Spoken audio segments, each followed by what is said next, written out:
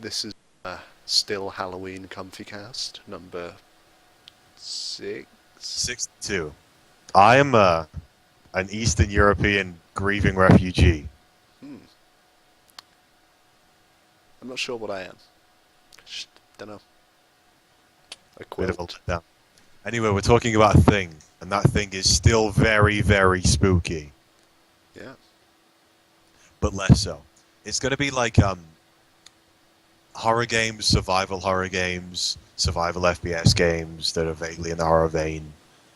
Um, and the first thing that I'd like to say is the resource system. Like, there's two major camps in this since Amnesia. Um, and the obvious two are you either get things to defend yourself against the thing that you're surviving from, which is horrible, or you don't, or you do and it's a book or a chair and you get to throw it at them. And like, this is the one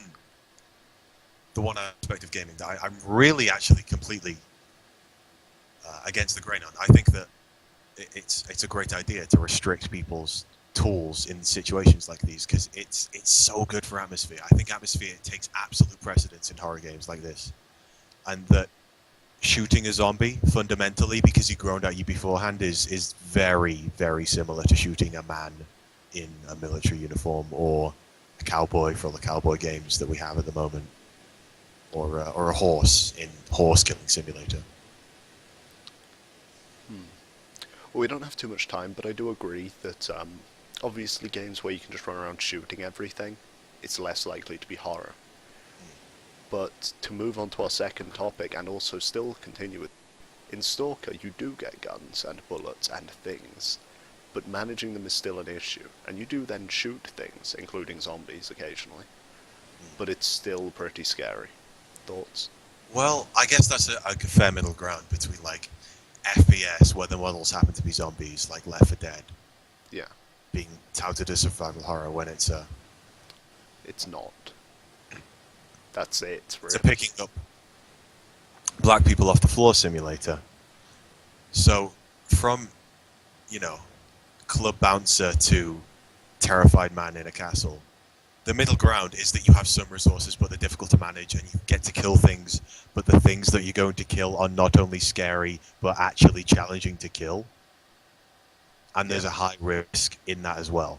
Not one-hit kills, because that's anti-fun itself. And a Stalker averts that a little bit, except on harder difficulties where bloodsuckers 1 to 2 hit you, I think. And Yeah, yeah. I'm okay with it, but it's a little bit... I don't know. It's a little bit too adrenaline, I think, for a horror game. It is, but like if you're just sitting near where there are some zombies and you can hear them talking and like, they say like just bits of speech and they wander around and you can see their names and that sort of thing. That's incredibly atmospheric, despite the fact that nothing is going to suddenly jump out and scare you. But the world is perfect for it, which That too. is another point. Um, People tout Silent Hill, what's the other one? Resident Evil, and there's a third. I don't know what you're referring to. Right, okay. Um, as the classics of, the heavyweights in the genre. And these are 15, 20 years old, getting up to now. 15. And I think that this genre very much has a half-life. The IP itself has a half-life. Yeah. Because it's going to be the same tricks as, honestly, if you started at 15 years ago, as you were playing then, with very few thematic differences. And I think that's the sort of thing that keeps Boo alive for a long time. And otherwise it goes stale quickly. Because when there's no gameplay, and when the atmosphere is not changing, I don't think it can last. And This is why Resident Evil has changed. which makes perfect sense. Like, you know, Yeah.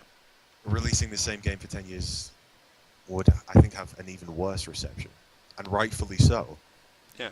Because that's not a good thing to do. The old games were good, but they had serious problems, and the only way to fix them was to abandon the setup. We've got 5 seconds. Ah, my son died.